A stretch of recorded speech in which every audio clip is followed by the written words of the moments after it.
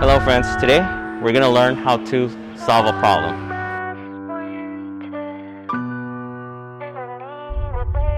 Now, what is problem solving? So, climbs are considered problems.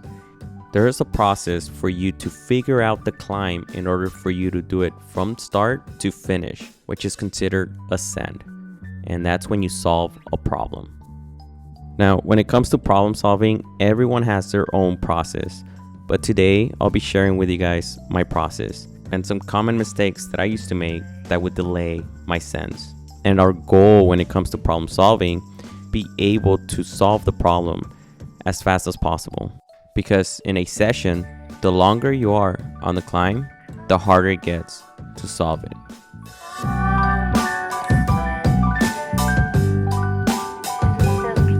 First thing I do is gather as much information off the wall as I can before I get on the climb. What I want to avoid is just to find a climb and jump on it without gathering any information. The reason why I want to avoid this is because I want to conserve my energy. I don't want to get on the wall and get lost, because what's going to happen is I'm going to get tired trying to figure out the climb as I'm on it, and I'm just spending energy. This is something I notice some climbers do consistently without taking a step back and looking at the climb. Now, how do I gather as much information off the wall? In this case, we're going to be working on this red V7. Now, one of the things that I'm doing here is get an idea of my sequence when it comes to my left hand and right hand hold placement. And my footwork too, like where's my left foot gonna go, where's my right foot gonna go, positioning as well, like body positioning. And another thing I do is get a feel for the holds that I can grab on. So for instance here, I'm getting a feel for the holds, and I'm also noticing I'm moving my body in a position where I'm gonna be at once I grab onto that hold, and I get the best feel that I can so I can go for my flash attempt.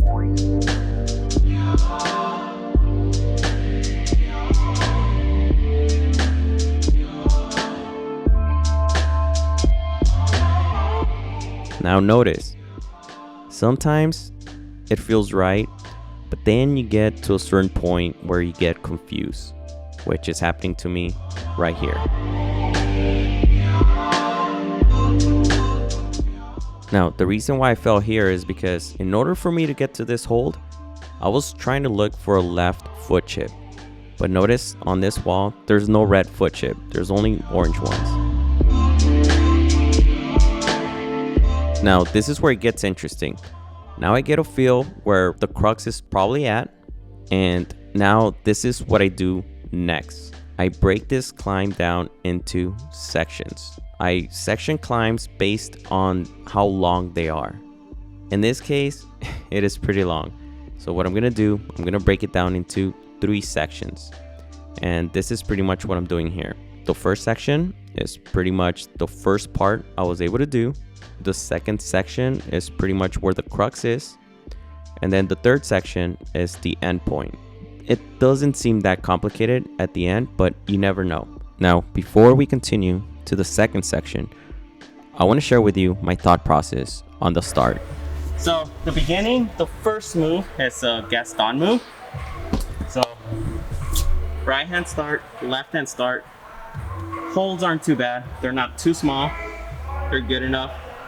I only have one foot chip to work from, and it's this guy right here.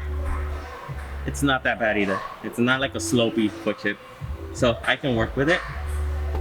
There's no right foothold, so I'm gonna use the wall. The reason why I want to use the wall is to stabilize myself, so my body's not like all weird.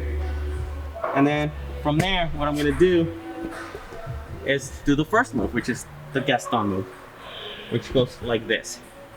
Now, I'm looking at this foothold because once I go here, in order for me to get this hold, I need to come up to this foothold here. So I'm bringing my right foot over to this foothold here.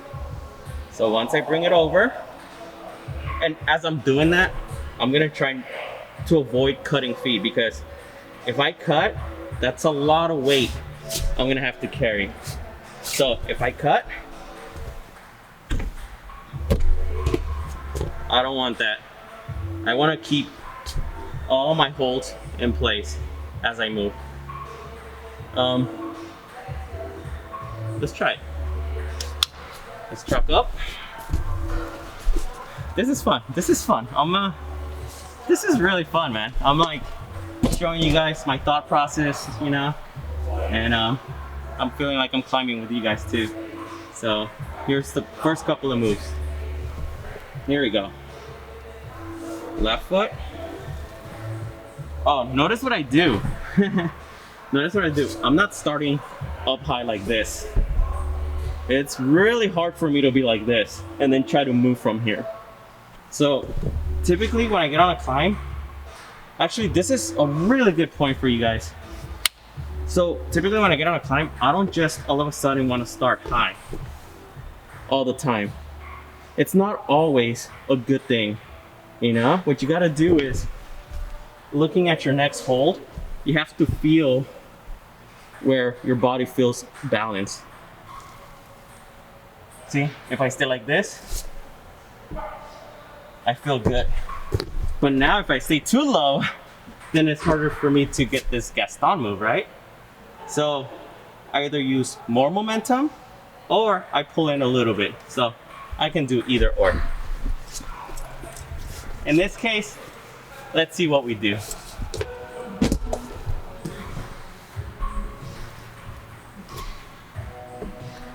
Nice. Okay.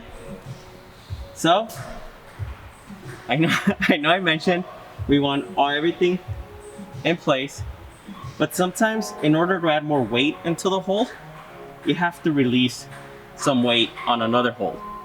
So for instance, what happened right now is the fact that I try to keep both feet in place as I'm moving. But what I want is to put all my weight on this foothold right here. And you're gonna see why right now. So as I come in, release. There you go. And then from here, left foot.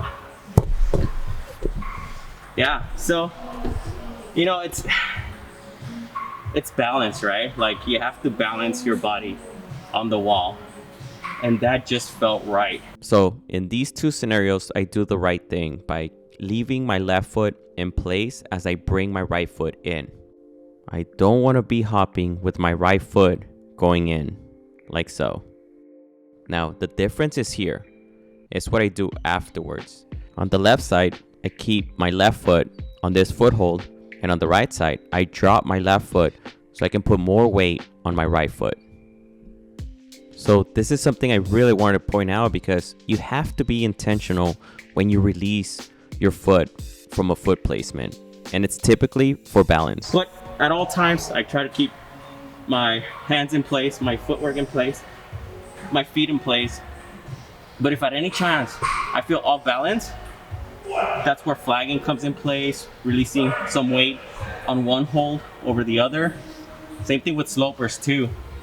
Sometimes you have to let go one foot so you can sink in on a sloper like this, pretty much. But that's another climb. Oh man, just this climb, there's so much to talk about. This is crazy. So we figured this part out. So let's go over it again. I got left foot, flag out, use momentum for Gaston, cross in, let go left foot, drop in.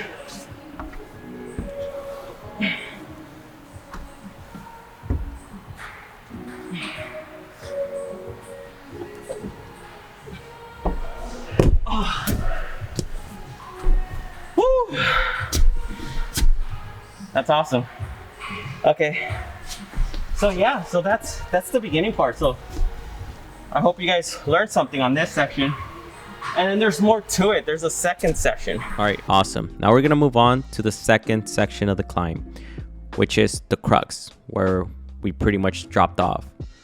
Now, I know where I fell off, and I wanna put my focus on that. I want to try to figure out the crux. One thing that I want to avoid is to just jump on the climb from the start on every attempt.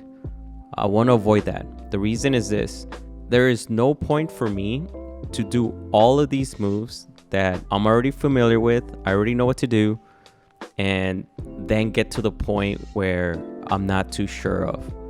So I want to reserve my energy, focus on the crux, figure it out. Once I figure it out, then I work it from the bottom. But one thing that I noticed, and I found out when I fell, obviously, is that there's no left foot chip. So I have to use the volume to press off. But this is the trick. My right foot is using a heel toe cam. So if I release that, I have to make sure I do it in a sequence where I can press off of the volume. If I let go of my cam too soon, it's gonna be a lot harder for me to press off and reach. So what I have to do is pretty much time it.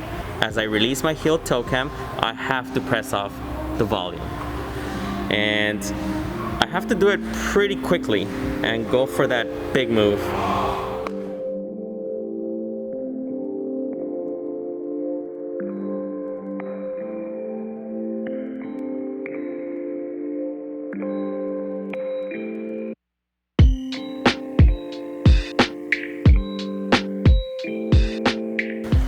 One thing that I noticed there is that if I explode too much, then it's gonna be really hard for me to control the swing. So notice I did this helicopter thing. As I did that big move, my body still kept going. That momentum, it was hard for me to stop. One thing that I have to do is when I do that big move, make sure I go with the movement, with the momentum, and then bring it back as much as I can. You know, this is what I'm talking about. It seems pretty complicated from removing the heel toe cam, pressing off of the volume, and then reaching out left hand. We'll get it, we'll get it.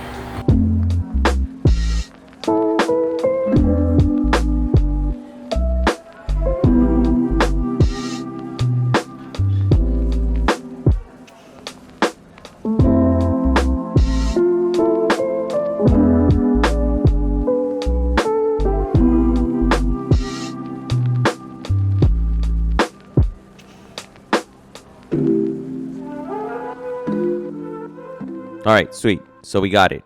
We figure out the crux. Now this is what I do next. I visualize myself doing this. While I take a break, I see myself doing the climb from start to finish. I go over my holds, my movements, my positionings, and how much I'm gonna press off of that volume, and so on. I visualize that. I see myself doing that on the climb. And then, once I feel good and rested, I go for the send.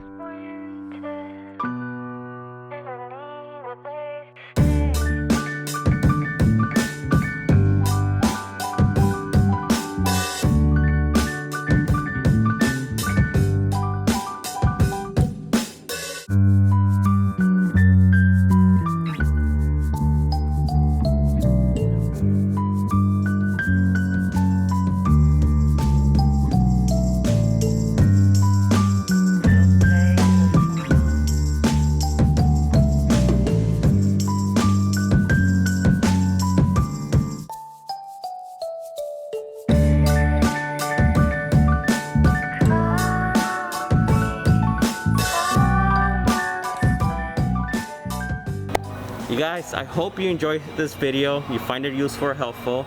Again, thank you so much for your love and support. 100,000 subscribers. I'm so thankful for you watching, and don't forget to like the video. And as always, love you so much for watching, and I'll see you next time.